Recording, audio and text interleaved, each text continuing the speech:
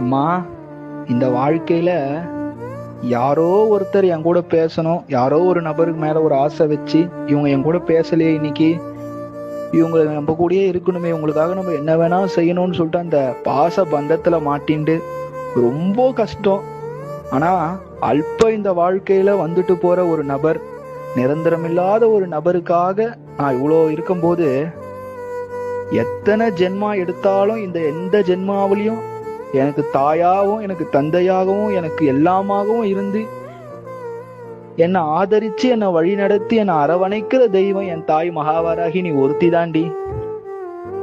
உன் நாமத்தை இன்னைக்கு நான் சொல்றேன் அப்படின்னா, நான் எல்லாம் பண்றேன் அப்படின்னா காரணம் சாக்ஷாத் நீதான். உன்னுடைய கருணை கடாட்சத்தை நான் என்னன்னு சொல்ல.